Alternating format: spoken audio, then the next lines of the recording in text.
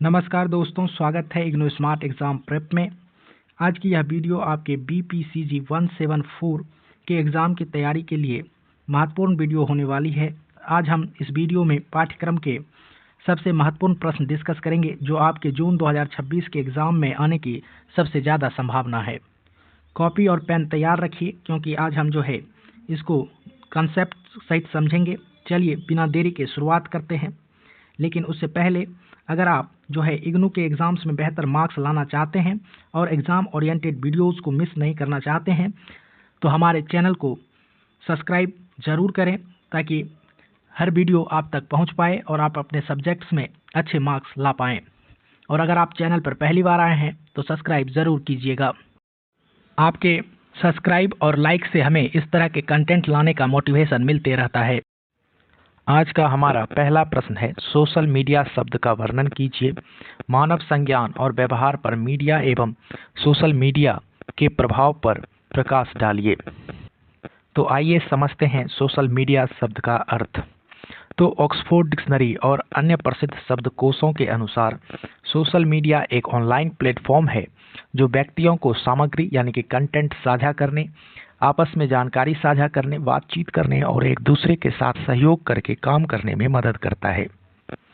यह माध्यम शब्द का बहुवचन रूप है जो उन साधनों और स्रोतों को दर्शाता है जिसके माध्यम से सूचना बड़े दर्शकों तक पहुंचाई जाती है। सोशल मीडिया सिर्फ नेटवर्किंग साइटों तक ही सीमित नहीं है, बल्कि इसमें ब्लॉग, फोरम, व्यावसायिक नेटवर्क, फोटो साझाकरण प्लेटफॉर्म, सामाजिक gaming, micro blogging, chat apps भी शामिल हैं। ऐतिहासिक रूप से पहला सोशल मीडिया प्लेटफॉर्म 1997 में 6 डिग्री के नाम से आया था, जिसे बाद में फ्रेंडसर, फेसबुक, ट्विटर जो 2006 में आया, इंस्टाग्राम और स्नैपचैट जैसे एप्लीकेशन ने इसके बड़े पैमाने पर बदल दिया। आइए बात करते हैं मानव संज्ञान और व्यवहार पर मीडिया एवं सोशल मीडिया के प्रभाव की। तो सबसे पहले इसका सकारात्मक, संज्ञानात्मक और व्यवहारिक प्रभाव देखते हैं। जो प्रभाव है वह है पर्यावरण की निगरानी और जागरूकता। मीडिया समाज, देश और दुनिया के मुद्दों के बारे में जानकारी साझा करता है जिससे लोगों के भ्रम कम होते हैं। प्राकृतिक आपदाओं के समय समाचार चैनल, रेडियो और सोशल मीडिया प्लेटफॉर्म लोगों को सावधान करने और सुरक्षा साझा करने में मदद करते हैं। इसके कारण पर्यावरण, मानसिक स्वास्थ्य, राजनीति और गरीबी जैसे वैश्विक मुद्दों पर सामाजिक जागरूकता बढ़ी है। दूसरा है सांस्कृतिक प्रशासन। और आज का हमारा पहला प्रश्न है, सोशल मीडिया शब्द का वर्णन कीजिए। मानव संज्ञान और व्यवहार पर मीडिया एवं सोशल मीडिया के प्रभाव पर प्रकाश डालिए। तो आइए समझते हैं सोशल मीडिया शब्द का अर्थ। तो ऑक्सफोर्ड डिक्शनरी और अन्य प्रसिद्ध शब्दकोशों के अनुसार सोशल मीडिया एक ऑनलाइन प्लेटफॉर्म है जो व्यक्तियों को सामग्री यानी कि कंटेंट साझा करने, आपस में जानकारी साझा करने, बातचीत करने और एक दूसरे के साथ सहयोग करके काम करने में मदद करता है। यह माध्यम शब्द का बहुवचन रूप है जो उन साधनों और स्रोतों को दर्शाता है जिसके माध्यम से सूचना बड़े दर्शकों तक पहुंचाई जाती है। सोशल मीडिया सिर्फ नेटवर्किंग साइटों तक ही सीमित नहीं है, बल्कि इसमें ब्लॉग, फोरम, व्यावसायिक नेटवर्क, फोटो साझाकरण प्लेटफॉर्म, सामाजिक gaming, micro blogging, chat apps भी शामिल हैं। ऐतिहासिक रूप से पहला सोशल मीडिया प्लेटफॉर्म 1997 में 6 डिग्री के नाम से आया था, जिसे बाद में फ्रेंडसर, फेसबुक, ट्विटर जो 2006 में आया, इंस्टाग्राम और स्नैपचैट जैसे एप्लीकेशन ने इसके बड़े पैमाने पर बदल दिया। आइए बात करते हैं मानव संज्ञान और व्यवहार पर मीडिया एवं सोशल मीडिया के प्रभाव की। तो सबसे पहले इसका सकारात्मक, संज्ञानात्मक और व्यवहारिक प्रभाव देखते हैं। तो प्रभाव है वह है पर्यावरण की निगरानी और जागरूकता। मीडिया समाज, देश और दुनिया के मुद्दों के बारे में जानकारी साझा करता है जिससे लोगों के भ्रम कम होते हैं। प्राकृतिक आपदाओं के समय समाचार चैनल, रेडियो और सोशल मीडिया प्लेटफॉर्म लोगों को सावधान करने और सुरक्षा साझा करने में मदद करते हैं। इसके कारण पर्यावरण, मानसिक स्वास्थ्य, राजनीति और गरीबी जैसे वैश्विक मुद्दों पर सामाजिक जागरूकता बढ़ी है। दूसरा बिंदु है सांस्कृतिक प्रसारण और सामाजिक मानदंडों का विकास। मीडिया सांस्कृतिक और सामाजिक मूल्यों के दोहराने और मानदंडों को विकसित करने में एक भूमिका निभाती है, जैसे बच्चों के लिए कार्टून और फिल्में समाज के लिए उपयोगी मूल्यों और पारिवारिक प्रेम के नए दृष्टिकोण को भी चित्रित करती रहती है। इसके साथ न्यूरोप्लास्टिक प्रभाव और संज्ञानात्मक कौशल को भी यह देती है, यानी स्मार्टफोन और इंटरनेट एक्सपोजर से मस्तिष्क के कॉर्टिकल क्षेत्रों में तंत्रिका संज्ञानात्मक संशोधन होते हैं जो नए कौशल के अधिग्रहण को बढ़ावा देते हैं। वृद्ध वयस्कों में सर्च इंजन का उपयोग जटिल मस्तिष्क गतिविधि को संलग्न करता है, जिससे मस्तिष्क के कार्य में सुधार होता है। शैक्षिक टेलीविजन और कुछ कंप्यूटर गेम भी बच्चों के विशिष्ट संज्ञानात्मक कौशल को बढ़ावा देते हैं। इसके साथ साथ मीडिया जो है सामाजिक जुड़ाव और अलगाव से मुक्ति का भी एक साधन है। लॉकडाउन जैसी असाधारण और कठिन परिस्थितियों में सोशल मीडिया ने लोगों को उनकी बोरियत और सामाजिक अलगाव से बाहर निकालकर नए सामाजिक संबंध बनाने और सामूहिक रूप से जलवायु परिवर्तन जैसे मुद्दों पर विरोध दर्ज करने की सुविधा प्रदान की। आइए अब बात करते हैं इसके नकारात्मक, संज्ञानात्मक और व्यवहारिक प्रभाव की। तो नकारात्मक, संज्ञानात्मक और व्यवहारिक प्रभाव क्या हैं? तो जैसे कि स्मृति पर अधिक निर्भरता।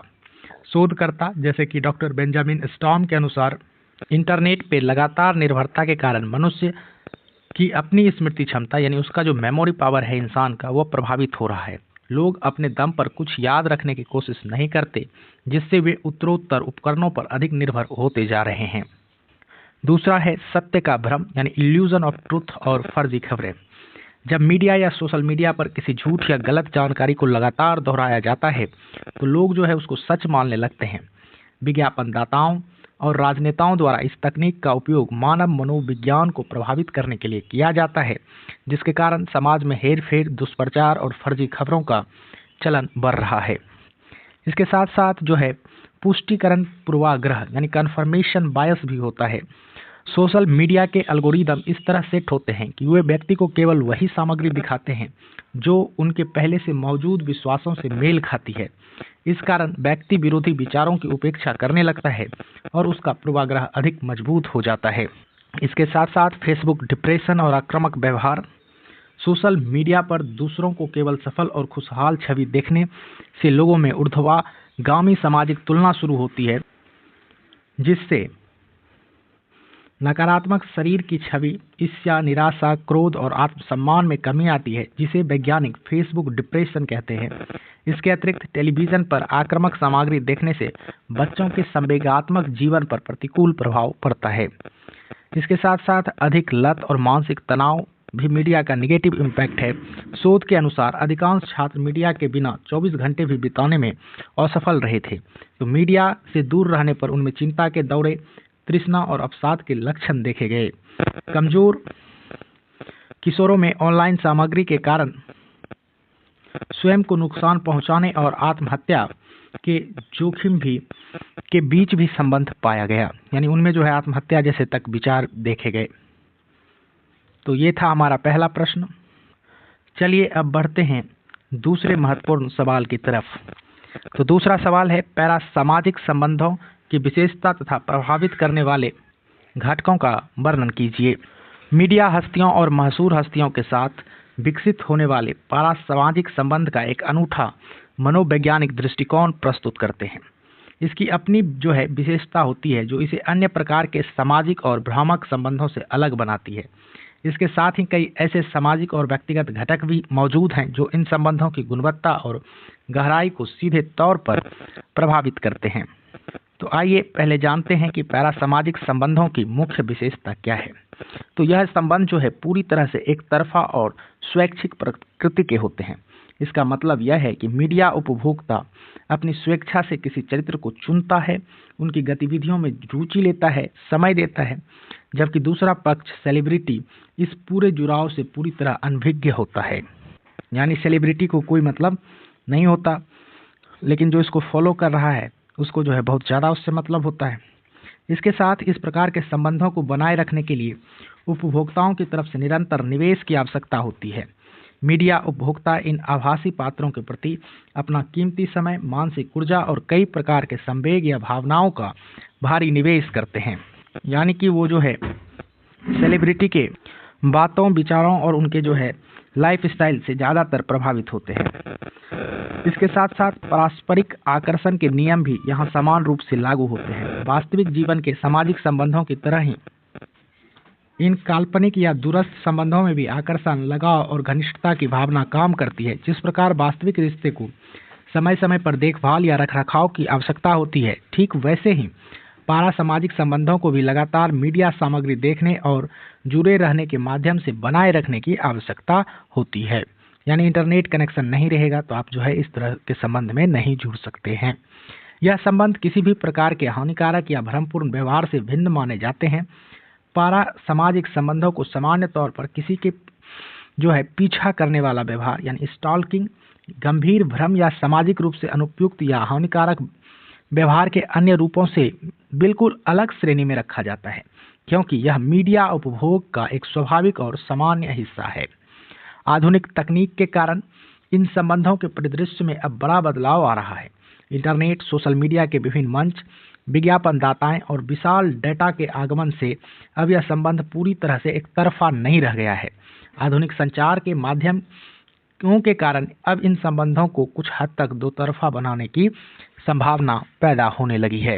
यानी सेलिब्रिटीज जो देखते हैं कि उसके फॉलोअर्स कैसे उनसे प्रभावित हो रहे हैं, उस तरह से जो है अपने वो लाइफस्टाइल और रूटीन और अपने जो है रहन सहन को भी ढालते हैं। अब आइए पैरासामाजिक संबंधों को प्रभावित करने वाले मुख्य घटकों के ऊपर चर्चा करते हैं। तो समानता और सहानुभूति की भावना इस संबंध को प्रभावित करने वाला सबसे महत्वपूर्ण घटक है। जब कोई दर्शक या उपभोक्ता किसी मीडिया चरित्र के साथ अपनी परिस्थितियों, विचारों या व्यक्तित्व की समानता महसूस करता है तो उसके प्रति जो है सहानुभूति का भाव तीव्र हो जाता है। यह सहानुभूति और जुड़ाव का स्तर ही पैरासामाजिक संबंधों की गहराई को निर्धारित करता है। उपभोक्ता का लिंग, आयु भी इन संबंधों के निर्माण और उनकी प्रकृति में बड़ी भूमिका निभाते हैं। अलग अलग आयु वर्ग जैसे कि छोटे बच्चे, किशोर और वयस्क अलग प्रकार के मीडिया पात्रों की ओर आकर्षित होते हैं। पूर्व विद्यालय जाने वाले बच्चे को जहां कार्टून या बच्चों वाले पात्र के साथ जुड़े रहने में मजा आता है, उनके मानदंडों को आंतरिक बनाते हैं, वहीं किशोर अपनी पहचान निर्माण के लिए मशहूर हस्तियों के साथ गहरे पारासामाजिक संबंध विकसित करते हैं। समग्र समाज में प्रचलित प्रवृत्तियां और सांस्कृतिक माहौल भी इस पर गहरा असर डालते हैं। समाज में जिस प्रकार की मीडिया सामग्री, तकनीक जैसे कि सोशल मीडिया, टीवी, ट्विटर या ओटीटी प्लेटफॉर्म और मशहूर हस्तियों को अधिक महत्व दिया जाता है, उसी के अनुसार उपभोक्ताओं के भीतर पारासामाजिक संबंध बनाने की प्रवृत्ति और उसकी गुणवत्ता भी प्रभावित होती है। व्यक्ति जो है वह स्वयं को महत्व देने की धारणा और गेमिंग व्यवहार भी जो है वह इस प्रभाव का एक कारक है। तकनीकी माध्यमों या अवतार आधारित खेलों में खिलाड़ियों की आत्मधारणा, पारस्परिक निर्भरता और आत्म अर्थापत्ति जिसे कि सेल्फ कंस्ट्रक्शन कहते हैं, जितनी अधिक होती है, उनका अपना गेमिंग चरित्र या अवतार के साथ पैरासामाजिक संबंध उतना ही गहरा और मजबूत होता है। इसके विपरीत कम पारस्परिक निर्भरता वाले लोगों का यह संबंध धुंधला रह जाता है। आई होप आपको ये जो है पैरासामाजिक संबंधों वाला कंसेप्ट समझ आ गया होगा। चलिए अब देखते हैं एग्जाम के लिहाज से अगला महत्वपूर्ण प्रश्न।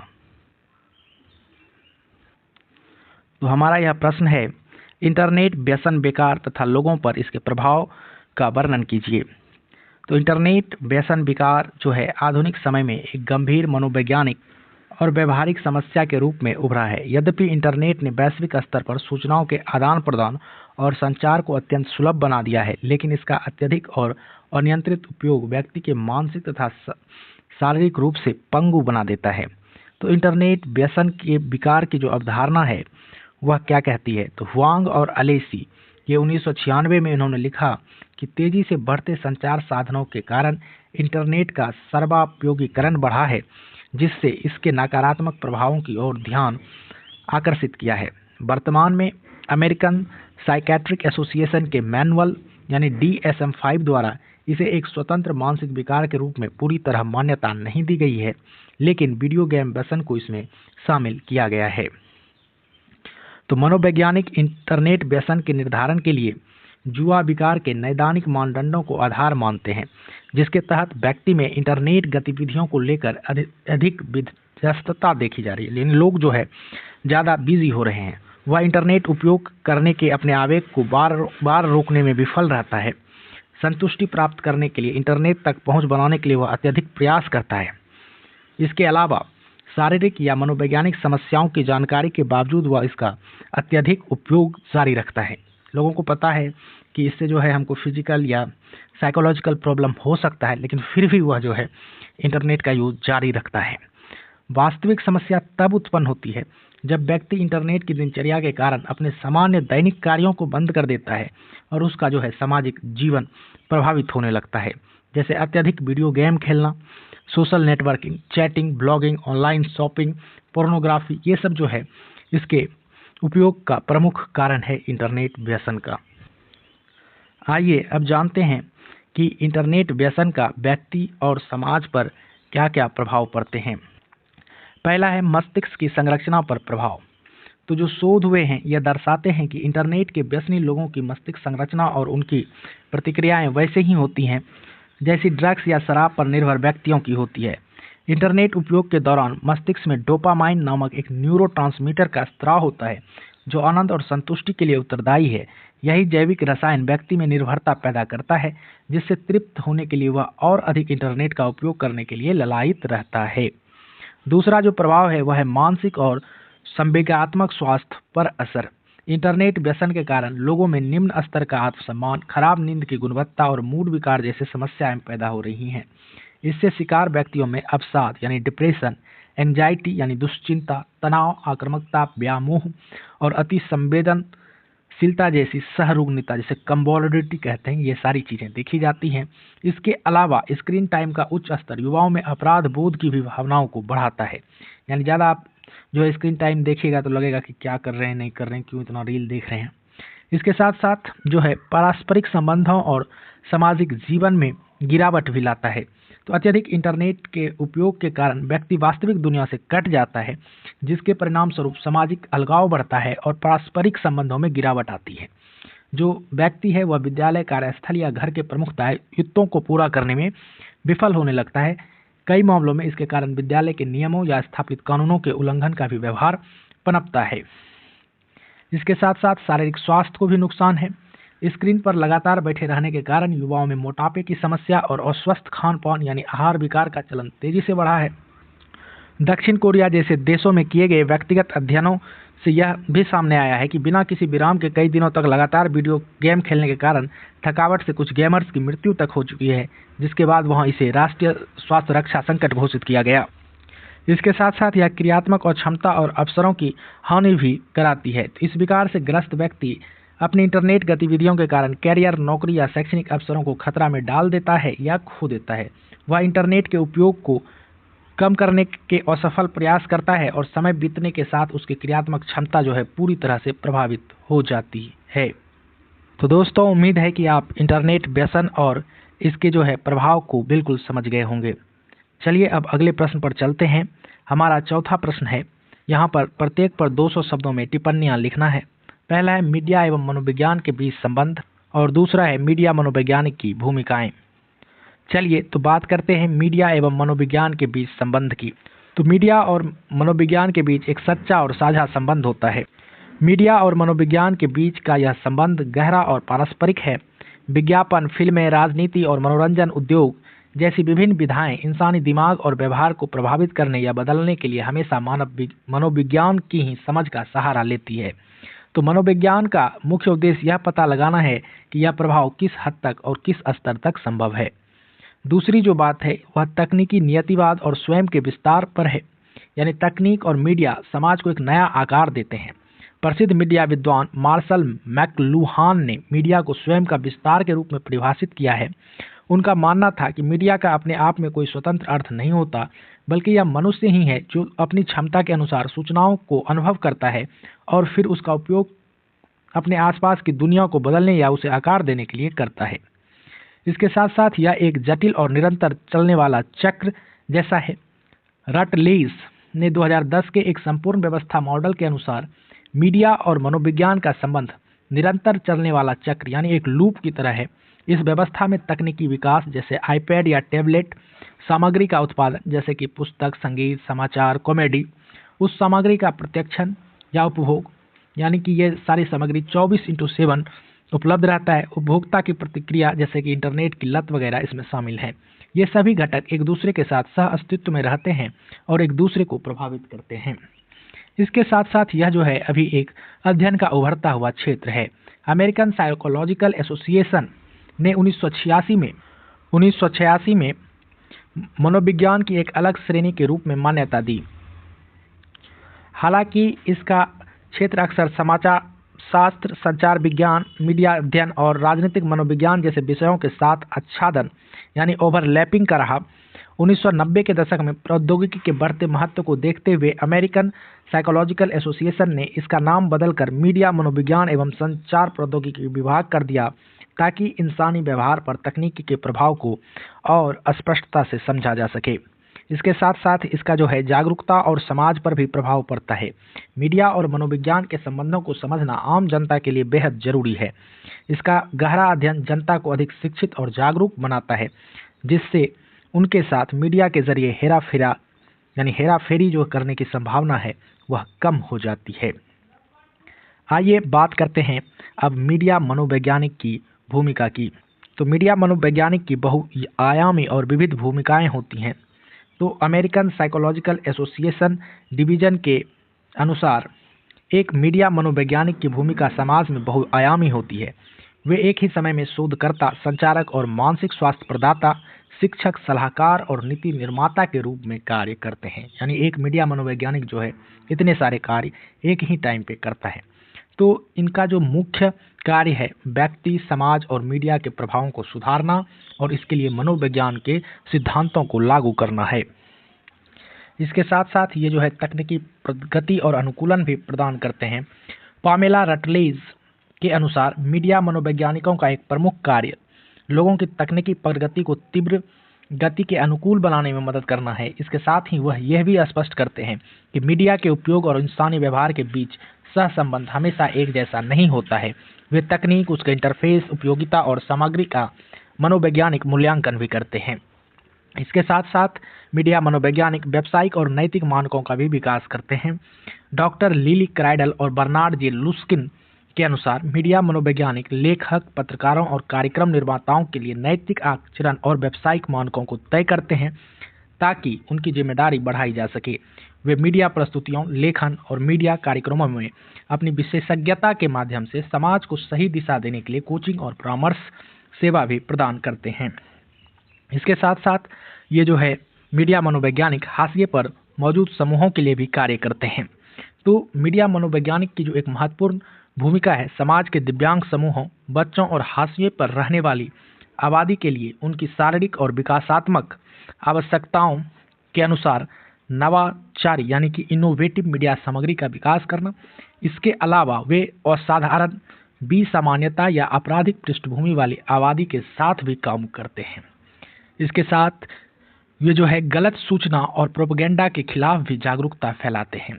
तो आज के जो डिजिटल युग है यहाँ पर झूठी खबरें यानी फेक न्यूज़ और प्रोपेगेंडा तेजी से फैल रहे हैं, वहाँ भी मीडिया मनोवैज्ञानिक की भूमिका और बढ़ जाती है। वे आम जनता को यह शिक्षित करते हैं कि किसी भी मीडिया सामग्री पर आंख मूंद कर भरोसा करने से पहले उसकी गहराई और सत्यता की जांच कैसे की जाए, ताकि समाज जो है नकारात्मक प्रभावों और मॉब लिंचिंग जैसी घटनाओं से बचा रहे और समाज को बचाया जा सके। चलिए अब जो है 5वें प्रश्न पर चलते हैं। उम्मीद है कि आप जो है अच्छे से इन सारे प्रश्नों को रिवाइज कर रहे होंगे, समझ रहे होंगे। 5वां प्रश्न है प्रभावी विज्ञापन कार्यक्रम डिजाइन करने के चरणों पर चर्चा कीजिए। तो व्यापारिक संगठन जो है वो विज्ञापन में बहुत पैसा लगाते हैं और विज्ञापन एजेंसियां इसे बनाने में बहुत समय और ऊर्जा लगाती है। इसीलिए एक प्रभावी विज्ञापन कार्यक्रम विकसित करना एक जरूरत एवं अनिवार्यता बन गई है। फिलिप कॉटलर और अन्य विचारकों के अनुसार एक प्रभावी विज्ञापन अभियान को तैयार करने और डिजाइन करने के लिए विज्ञापन के 5 अंग्रेजी के एम्स को समझना और लागू करना आवश्यक होता है। ये 5 एम जो है वह है मिशन, मनी, मैसेज, मीडिया और मेजरमेंट, जिसके आधार पर विज्ञापन के विकास में विभिन्न महत्वपूर्ण निर्णय लिए जाते हैं। तो विज्ञापन उद्देश्य यानी मिशन का चयन करना। तो जो है किसी भी विज्ञापन कार्यक्रम को विकसित करने का पहला चरण लक्ष्य या उद्देश्य का निर्धारण करना होता है। विभिन्न व्यावसायिक और सामाजिक उद्देश्यों के आधार पर विज्ञापनों को निम्नलिखित श्रेणियों में विभाजित कर ड्राइंग या उसका डिजाइन जो है किया जाता है। तो पहली जो श्रेणी है वह है सूचनात्मक विज्ञापन। इसका मुख्य लक्ष्य किसी नए उत्पाद को बाजार में पेश करते समय या पुराने उत्पाद की नई विशेषताओं को ग्राहकों के बीच जागरूकता पैदा करने के लिए किया जाता है। दूसरा है प्रेरक विज्ञापन। इस श्रेणी के विज्ञापनों का उद्देश्य दर्शकों को उत्पाद पसंद करने, उसे प्राथमिकता देने, उसके प्रति आश्वस्त होने और अंततः उसे खरीदने के लिए तैयार करना होता है। यह ग्राहकों को यह विश्वास दिलाता है कि विज्ञापित ब्रांड उनके लिए सबसे अच्छा है। फिर तुलनात्मक विज्ञापन बनता है, यानी तुलना विज्ञापन यह दर्शाता है कि कोई विशेष ब्रांड अपने प्रतिस्पर्धी ब्रांड से किस प्रकार बेहतर है, हालांकि कानूनी और नैतिक रूप से इसमें प्रतिस्पर्धी ब्रांड को बदनाम नहीं किया जाना चाहिए। फिर दूसरा है रिमाइंडर या सुदृढ़ीकरण विज्ञापन। इसका उद्देश्य उत्पादकों को ग्राहकों के दिमाग में बनाए रखना है ताकि बार बार खरीदारी की सुविधा मिल सके।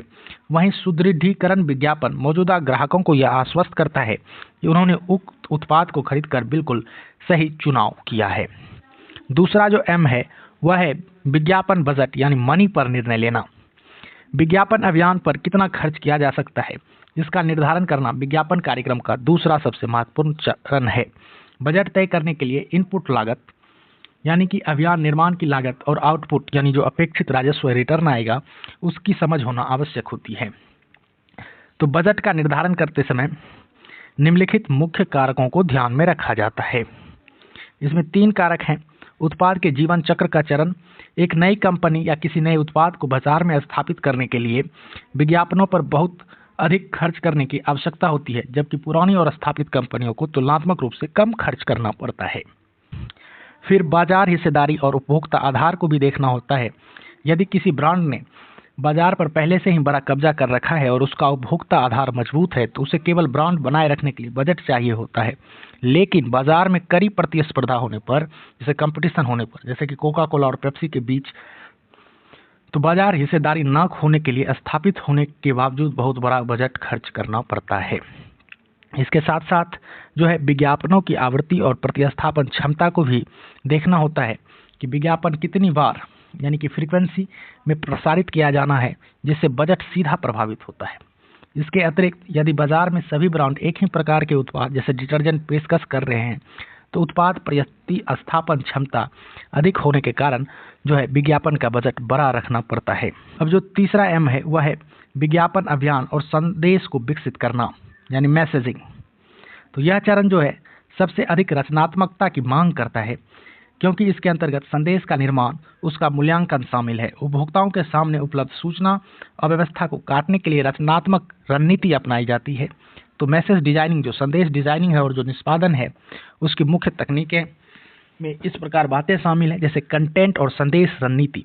तो संदेश में, मैसेज में उत्पाद के लाभों को सार्थक और विश्वसनीय तरीके से प्रस्तुत किया जाता है।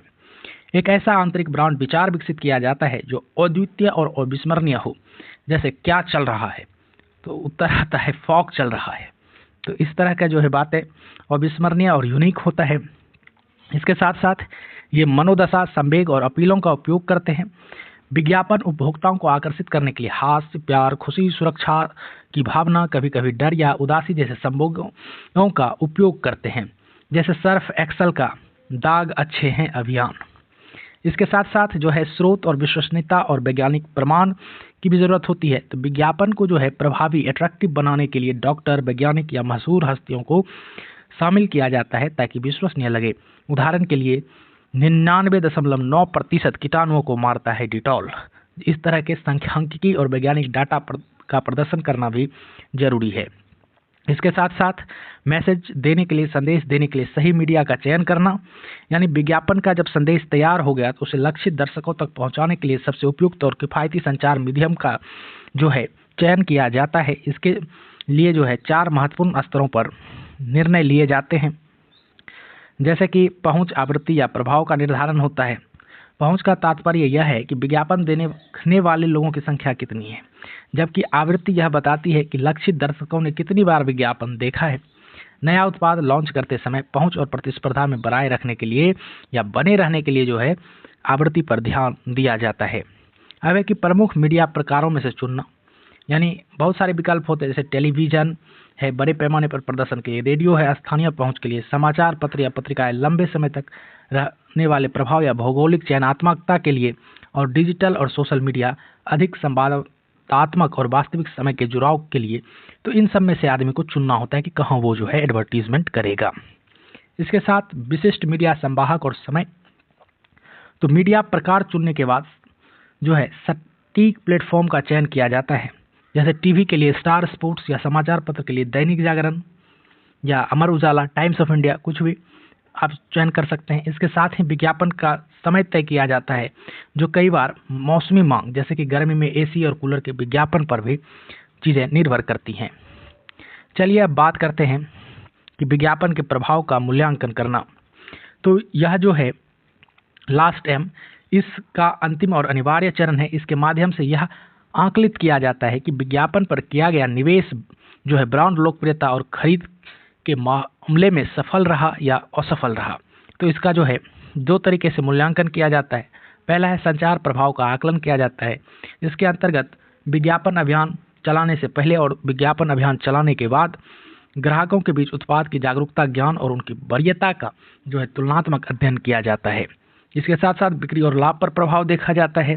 यह प्रभावशीलता का सबसे उद्देश्यपूर्ण मूल्यांकन है। हालांकि यह थोड़ा जटिल होता है, क्योंकि बिक्री केवल विज्ञापन पर नहीं बल्कि मूल्य निर्धारण और पैकेजिंग पर भी निर्भर करता है। इसके लिए विभिन्न बाजार क्षेत्रों में अलग अलग विज्ञापन निवेश करके प्रायोगिक अध्ययन किया जाता है और बिक्री के आंकड़ों का तुलनात्मक मूल्यांकन किया जाता है।